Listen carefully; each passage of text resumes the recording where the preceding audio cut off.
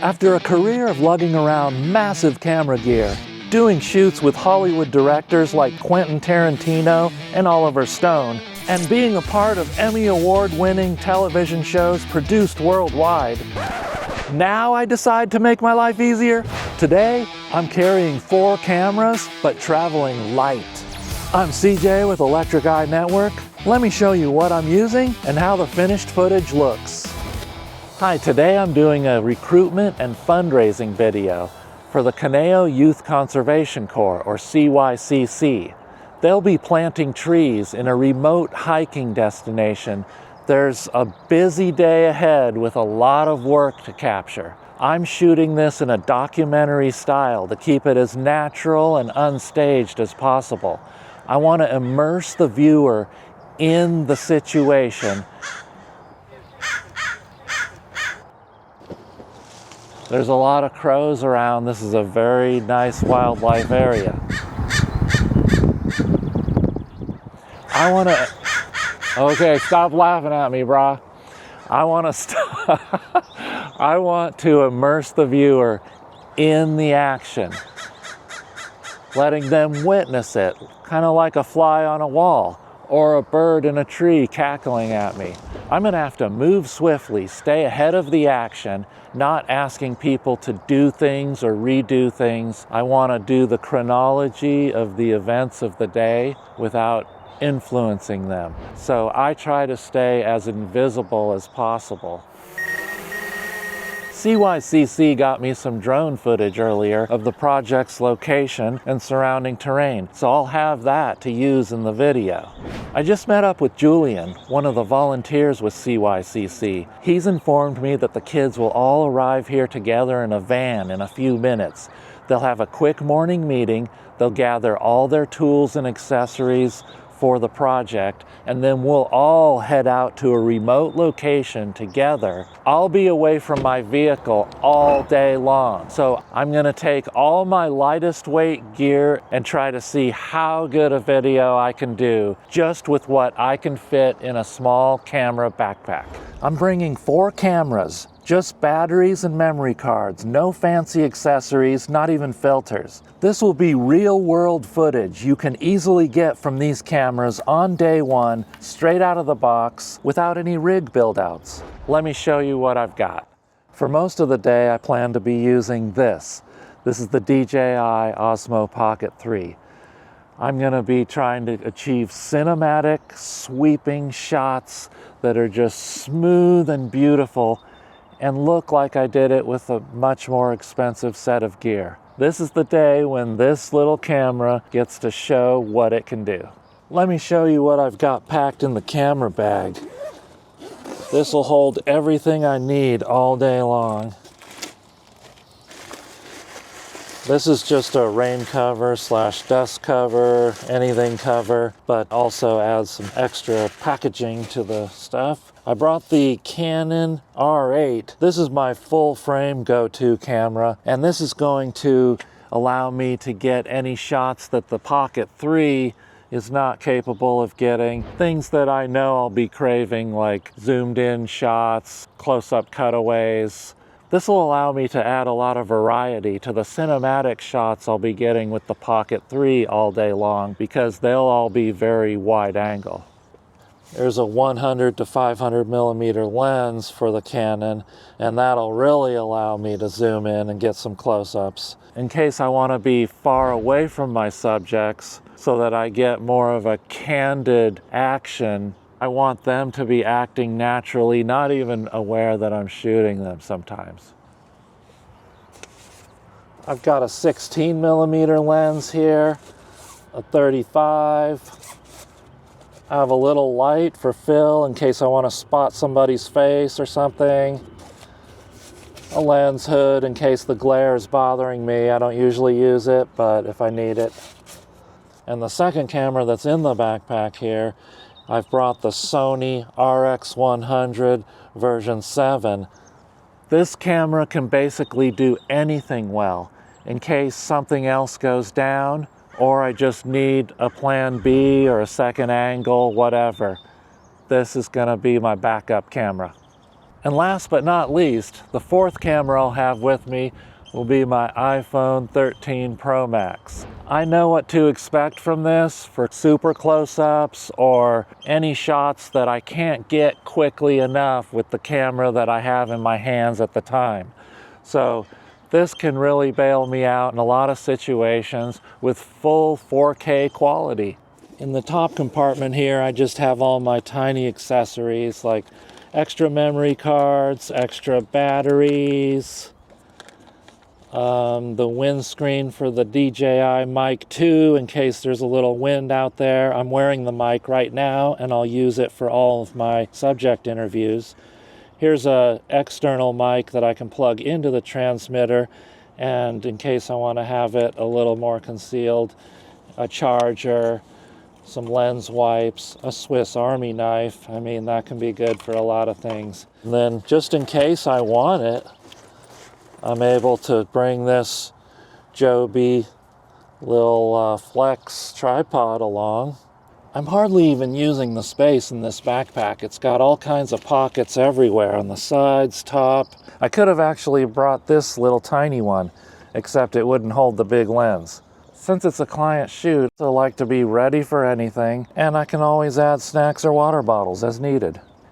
I'm going to need to keep up with the group and capture all of their action. I'm not going to have time to shoot what I'm doing, so I'll keep these little titles in the lower left identifying which camera is being used for each shot through the finished video. Well, the van's backing up the driveway right now, so let's grab our stuff and get started.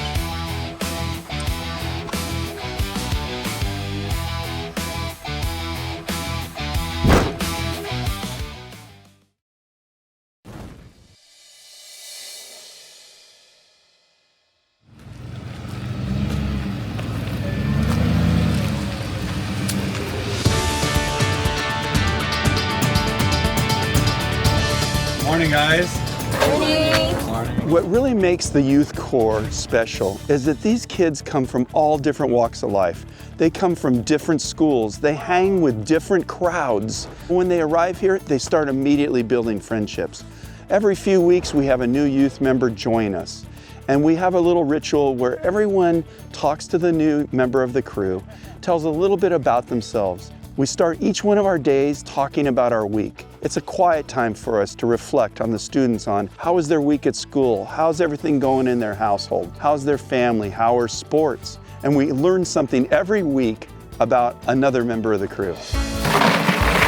Today, boy, it's just a plethora of equipment. 16 shovels, 7 rakes, 700 gallons of water, 5 oak trees, 400 pounds of mulch, 200 pounds of native oak tree leaves. We have chicken wire stakes, not steaks like you eat, wooden stakes for support for the trees, and all of the tools to put everything together come together in a big 14,000-pound truck. All right, we're gonna drive up the trail, and then here's our zone right here. You can see it right here. This whole patch of land right here is what we're gonna create. So all of this is going to be oak trees, plants that we're planning to create a beautiful scenery for not only hikers, but animal and wildlife.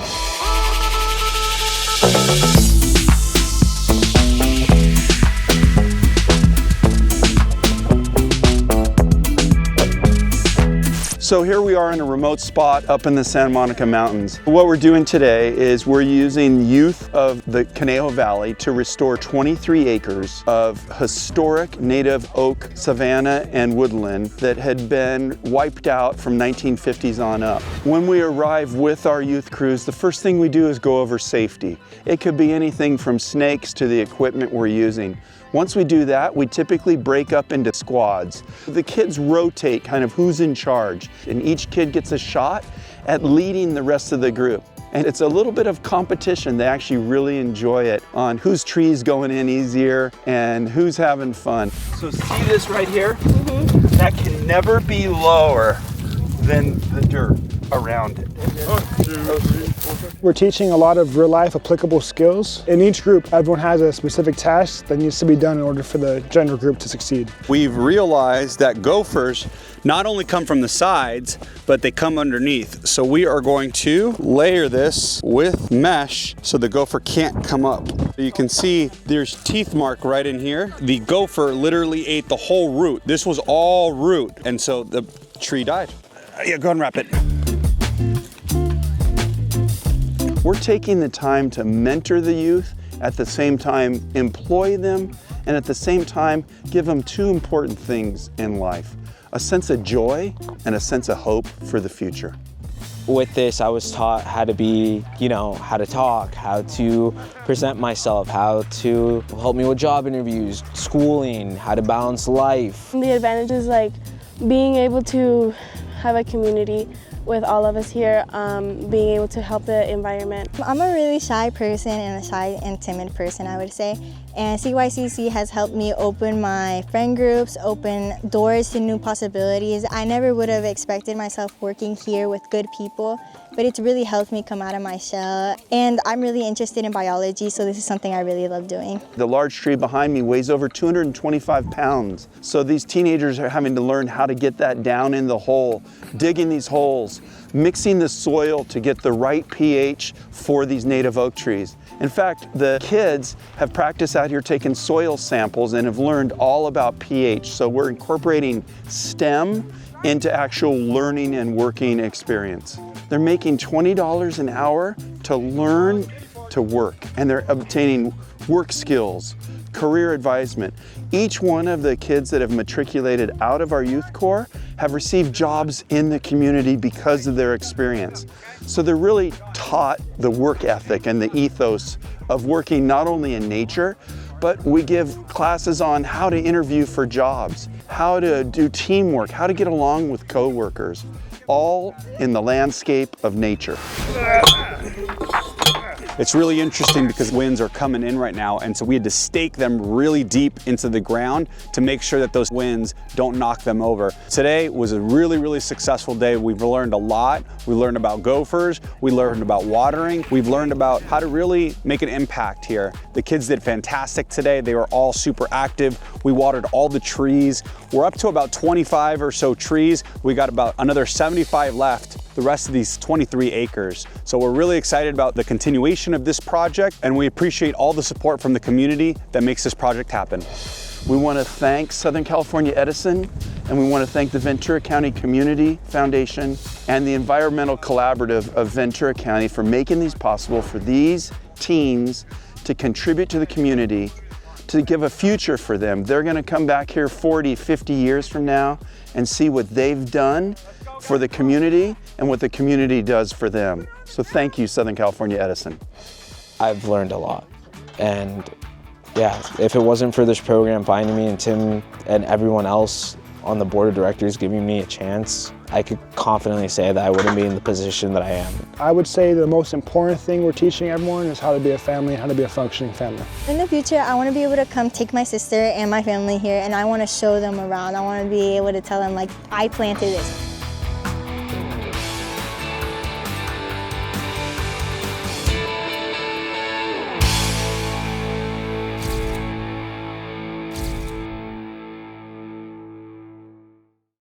Well, the shoot went off without a hitch. The Youth Corps was able to complete their task before noon, and I'm really happy with the footage I got. This lightweight workflow is really making things a lot easier.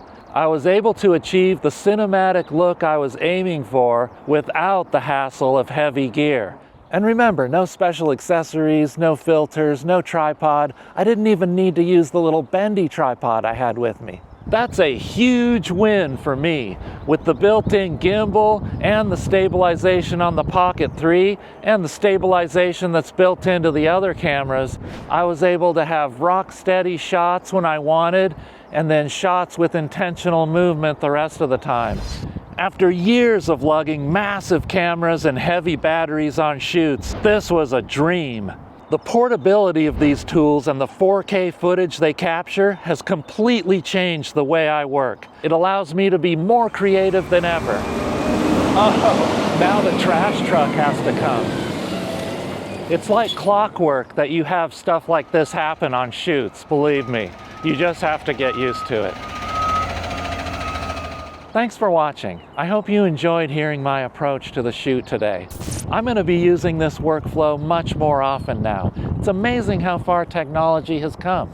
Don't forget to like and subscribe, and I'll see you on the next one.